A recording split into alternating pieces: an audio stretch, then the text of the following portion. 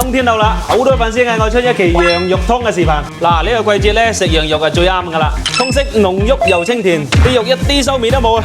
只要跟住我就最怕食羊嘅人咧，飲過之後咧都要讚一聲：哇！原來啲羊咁好食噶喎！豬肉名清湯羊上菜。嗱，而家我燒緊呢塊咧就係廣東人最中意嘅東山羊啦，即係黑羊啊！啲肉咧食起身咧嫩滑好多嘅，而且啊冇咁酥嘅，彈一彈啲皮咧會更加香，仲可以去咗部分脂肪嘅餿味。啊，整嘅時候咧整大嚿啲，因為咧等下煲嘅時候咧佢會收縮好犀利嘅。嗱，大概2隻手指咁闊啊！咁做清湯羊咧，肯定少唔到呢啲配料噶啦。廣東嘅標準係咩咧？馬蹄、竹蔗、白蘿蔔。因為羊咧本身係臭嘅，加埋啲馬蹄、竹蔗落去咧，就會清潤溫補啲嘅。仲有咧離唔開我哋嘅新梅陳皮，廣東新寶之首啊！凍水落鑊，慢慢將啲血水逼晒出嚟。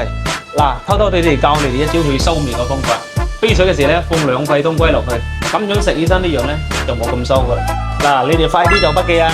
飛完水啲羊腩咧，我哋用慢火煸一煸佢，跟住浸2圈燒酒落去，咁就保證嗰啲羊就唔會餿噶啦。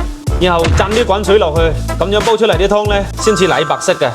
放埋飛好水個羊骨、落薑、陳皮。廣東人飲湯咧係好注重係要有粥用、有粉潰嘅。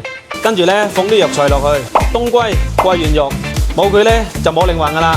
嗱，煲清湯羊咧，我就中意放2塊土豆落去嘅，咁樣煲出嚟啲羊湯咧仲更加鮮。再放少少胡椒落去啊，貝利啤喺度。蘿蔔咧唔使咁快放落去嘅，煲咗1個鐘之後咧，我哋再放蘿蔔落去，全程中火煲啊！嗱，煲咗1個鐘之後咧，啲湯就開始變奶白色啦。